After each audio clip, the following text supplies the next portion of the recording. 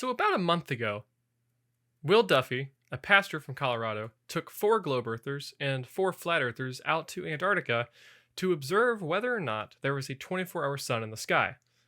Now, obviously, if there was a 24-hour sun in the sky, this confirms predictions made by the globe. If there is not a 24-hour sun in the sky, this confirms that the globe predictions was wrong and that the flat Earth AE map is correct, which the AE map, in case you didn't know, is the map that flat earthers been pushing for the past 10 years since kind of like the modern movement of flat earth had started.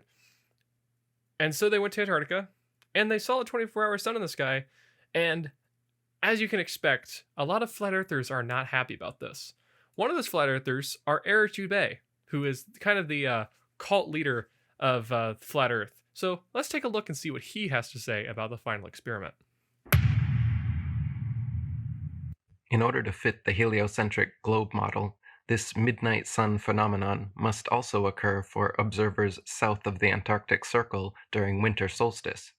Depending how far south the observer is, the sun should be seen for several days or weeks, never fully setting, just like it does in the north. During winter solstice, when the sun is circling its widest path over and around the Tropic of Capricorn, observers far enough south will experience extended daylight hours due to proximity with the sun, but will still observe it to rise and set beyond the horizon completely every single day.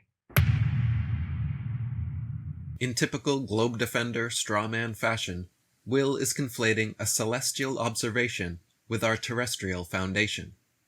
He's claiming that the motion of a light in the sky overhead somehow gives proof of the shape of the ground underfoot. As footage continues releasing, and astute internet sleuths continue analyzing anomalies and inconsistencies. So here is our first example in the video of Eric Dubay trying to use big words to make himself sound smart. And so, astute internet sleuths, we're going to confirm here in a couple minutes that the people watching these videos actually have no idea what they're talking about. It's becoming increasingly clear that the so-called final experiment's 24-hour Antarctic sun was just another faked event recorded on a film set. Do you even know what a film set is at this point? It seems like you claim a lot of things are shot on a film set. Unbeknownst to most, for the past few years, portable, panoramic, 360-degree LED studio setups now exist and are being used for Hollywood productions like The Mandalorian and many others. What do you mean by unbeknownst to many? This isn't secret information. The government's not trying to hide these studios from you. This is a very common thing being used nowadays in a very wide range of film productions.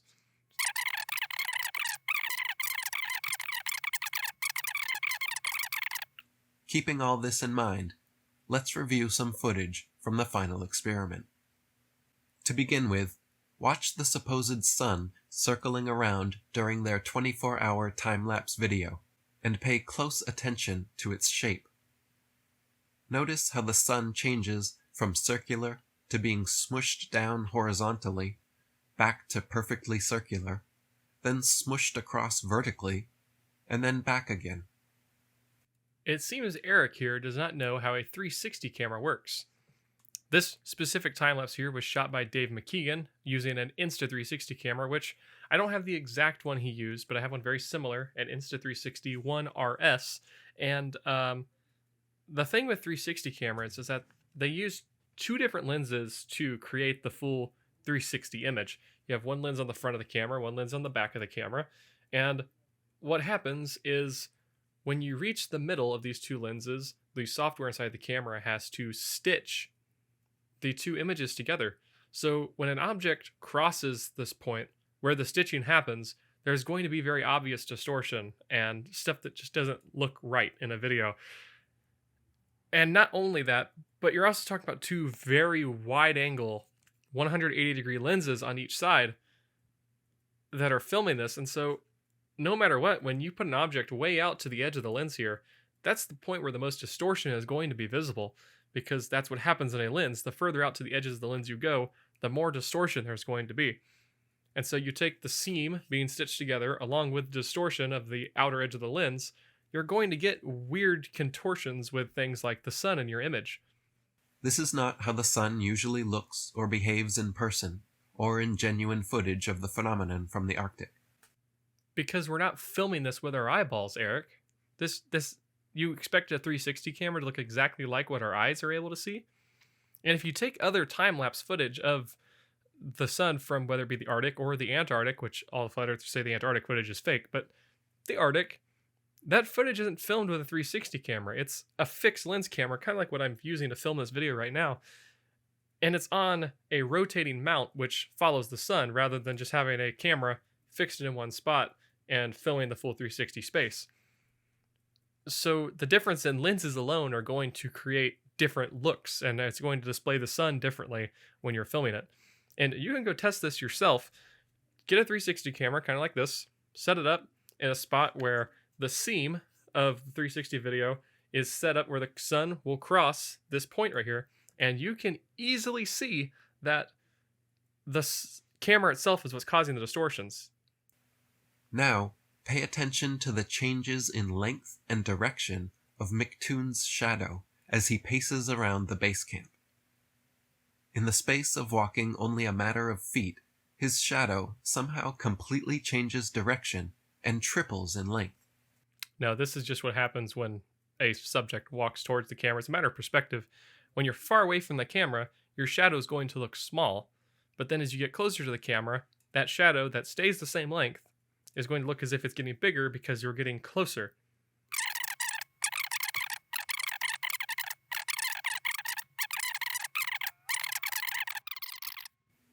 Now let's watch as McToon and Austin Whitsitt respond to commenters asking them to show their breath in the Antarctic. As they blow hot air out their mouths in freezing temperatures, there should be a cloudy mist that forms in front of their faces as the water vapor in their breath condenses. Instead, however, every time they blow, not a trace of fog appears. In Whitsitt's livestream, he claimed this was because the air was allegedly too dry there. Someone then asks him to pick up some snow, which he initially refuses to do because his hands would be too cold. So he turns his camera off, walks into the shed to grab some gloves, then comes back in front of the camera and exhales 1.5 breaths, which now mysteriously do show vapor appearing in front of his face, only to abruptly stop again. So, I want to address this, the whole vapegate, or whatever the flat earthers are calling it. It has been confirmed Austin Whitsitt had a vape with him on this trip. Not sure why he wanted to have a vape with him in Antarctica, but he was ripping that thing like there was no tomorrow. So, yes, he did have a vape, but that doesn't completely answer the whole faking, like, it doesn't prove that they were faking their breath in Antarctica. That's just Whitsitt being Whitsitt. He's dishonest as usual. There is footage from Dave McKeegan. They were getting off the airplane there in Union Glacier, and you can see when he's backlit, his breath is very visible, but when the sun is facing directly towards him, his breath is not visible. That is because of the dry climate there in Antarctica. Antarctica is essentially a desert. It's not much precipitation happens there. It's just very cold. And so when they breathe, due to how unsaturated the environment is around them, their breath condenses, but it's not a very thick cloud like you would expect to see in other areas where there might be a lot of humidity. And so because it's not a thick cloud, it's not as easily observable if it's not lit correctly. And so you can see the difference here between Whitsitt breathing out a very large vape cloud, very thick cloud, very easy to see on camera. But then the Dave McKeegan footage, very shallow. It's not a shallow breath, but the cloud is very shallow and there's not much substance to it. So it's only easy to see when he's being backlit. So after exhaling his vape hit into the camera, rather than picking up some of the snow that was all around him, for some reason, Austin walks several feet away and picks up a bit of snow from over there, then walks it back to the camera and lets it fall to the ground. If snow is everywhere all around him, why did he have to walk way over there to get some? Because he's not surrounded by snow. He's surrounded by ice. Antarctica is a giant continent of ice, essentially. And so the ground beneath him is frozen, very hard packed, hard for him to really get his hands in there and like scrape it up to get like a handful of snow or ice in his hand. And so he had to walk over to a spot where there was a nice pile of it where he could scoop it up and not have to dig into the ground to scoop it up. Anytime close-up footage of their feet was shown, their footprints always failed to make any impression in the snow. Here, he moves his left foot, and there is no impression, footprint, or displaced snow. This is also because they are literally standing on ice. You're not going to make a footprint in a solid sheet of ice. I mean, I don't know what he was expecting to happen when they walk across ice. I have footage on my Instagram as well, me walking across hard-packed snow/ice, and I don't leave footprints either. So, another thing apparent while watching the footage was the complete lack of wind or any precipitation whatsoever. What does that have to do with anything? The weather didn't do what you wanted it to do, so automatically it's fake? Is that what we're doing now? I mean, sure, why not? Jaron, Whitsitt, and others involved also made comments several times about how the mountains in the distance seemed so close that you could touch them, but that they were actually several miles away. Yes, Eric, that's how very large objects work. It looks very big and close, but if you start walking towards it, it's going to feel like you're making no progress because you're not actually getting closer. It's very far away.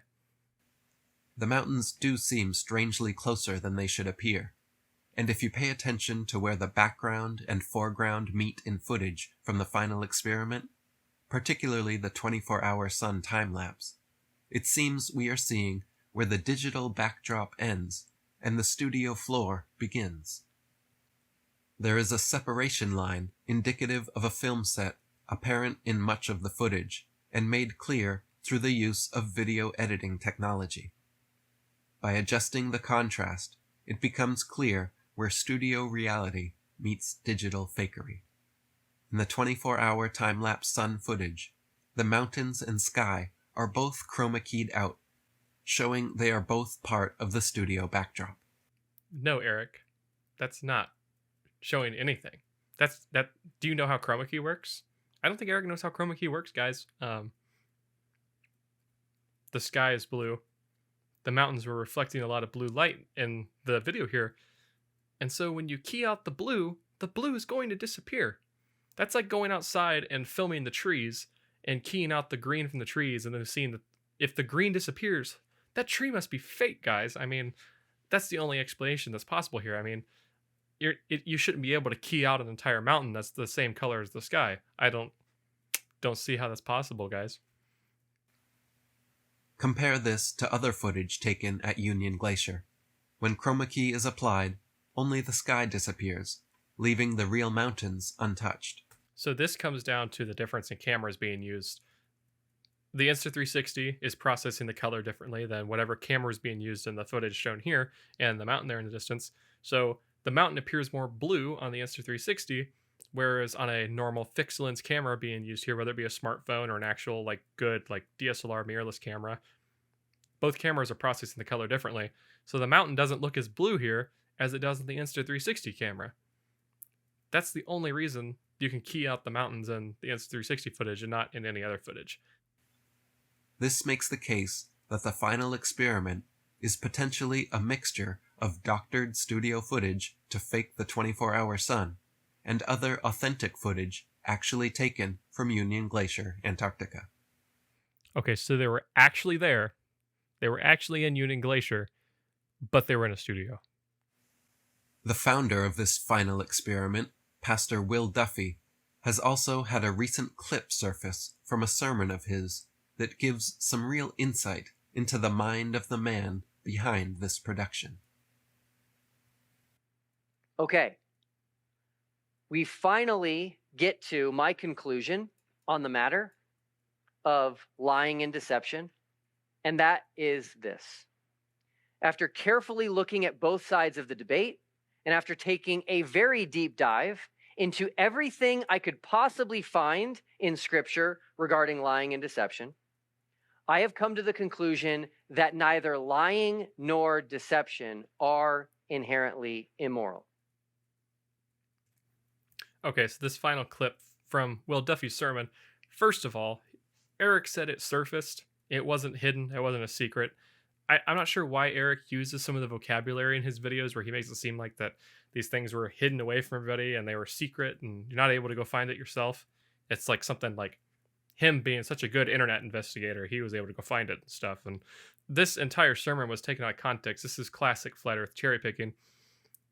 If you actually go listen to the sermon, which I'm going to put the link to that in the description of this video, so you can go listen to it and form your own opinion on it. But essentially what Will Duffy is trying to say is that lying from more of a general sense is not a sin. It's not something that's inherently bad. I'm going to use this example that I've heard other people use. Say a crazy lunatic came up to your door, knocked on your door, you answer, he's like, "Hey, is your wife home? I would like to brutally murder her." Am I going to tell that murderer that, yes, my wife is, in fact, in the other room here. Follow me. Come into my house. No. I'm going to tell him that she's not home. And is that bad? If I tell the murderer that my wife's not home, is God going to smite me down right there on that spot because I lied to the murderer? No. That's not what's going to happen. That's not a wrong thing. But that wraps up this video for Eric Dubay and also my video. I've decided that I'm going to take several items from this video here that Eric made because the arguments he's making here aren't just his arguments. These are also other arguments that flat earthers across the internet are making. And so I'm going to take a couple of the items from this, make a list, and I'm going to make more in-depth debunk videos talking about why these claims are wrong and how they don't prove that the final experiment was fake because the final experiment wasn't faked. But if you want to see those, make sure you subscribe to the channel and turn on that notification bell so you see those videos in the future when they come out. Make sure you comment and like this video, share it so that way other people can see how silly Eric Dubay really is. And if you want to see more Flat Earth Debunk content, go check out my Instagram page because I post a lot of stuff that doesn't really fit the YouTube format. So if you want to go see more of that, check out my Instagram. Also, link down in the description. But that's going to wrap it up here. I will see you guys next time in another Flat Earth Debunk video.